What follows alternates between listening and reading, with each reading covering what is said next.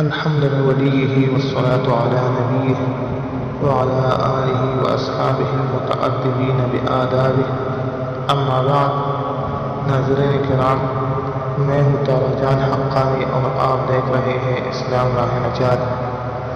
جیسا کہ آپ کو معلوم ہے کہ مسائل کا سلسلہ شروع ہے، ان میں سے ہم نے چند مسائل ذکر کیے تھے۔ آج ہم یہ مسئلہ بیان کریں گے کہ حرام جانور کی چربی یا کسی اور چیز کا روغن، مرہم، طلا وغیرہ بنا کر استعمال کرنا جائز ہے یا ناجائز۔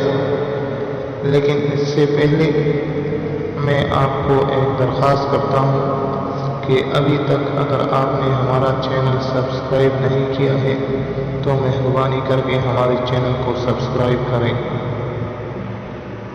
ناظرین کرام، بعض جانور جن کا کھانا حرام ہے یا کیڑے مکوڑے ایسے ہوتے ہیں کہ ان کی چربی یا کسی اور چیز کا روغن، مرہم، طلا وغیرہ بنا کر استعمال کیا جاتا ہے۔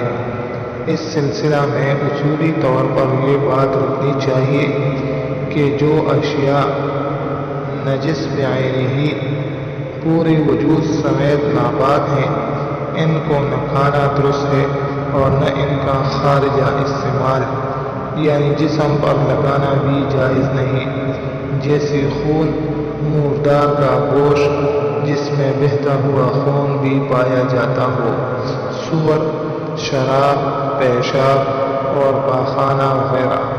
بعض اشیاء وہ ہیں جن کو فقہا نجس غیر ہی قرار دیتے ہیں، جیسے سور کے علاوہ وہ جانور جن کا کھانا حلال نہیں ہے، ایسے کیڑے مکوڑے جس میں بہتا ہوا خون نہیں ہے، تو ان کا خارجی استعمال جائز ہے۔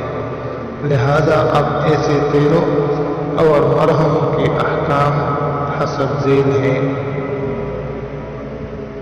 نمبر 1، ایسے حشرات الارض جس میں بہتا ہوا خون نہ ہو، ان کو تیل وغیرہ میں پکا کر روغن یا مرہم بنایا جائے تو اس کے استعمال میں کوئی حرج نہیں۔ نمبر 2، سور اور کتے کے علاوہ جن جانوروں کا کھانا جائز نہیں، ان کو شرعی طور پر ذبح کر دیا جائے تو گوشت پاک ہو جائے گا، اس سے بھی مرہم روغن بنا کر لگایا جا سکتا ہے۔ نمبر 3، حشرات الارض یا ذبح کیے ہوئے جانور کے گوشت جلا کر راکھ کر دیے جائے تو حقیقت بدل جانے کی وجہ سے وہ اب پاک ہو گئے، ان کو کسی اور تیل میں ملا کر بنایا ہوا مرہم اور روغن بھی جائز ہے۔ نمبر 4، سور، کتا، مردار، بہتے ہوئے خون والے حشرات الارض کو تیل میں پکا کر روغن بنایا جائے تو یہ ناپاک رہیں گے اور ان کا استعمال درست نہیں ہوگا۔ ناظرین کرام، یہ احکام عام حالات میں ہیں، بالکل اضطراری اور مجبوری کی صورت مستثنیٰ ہے۔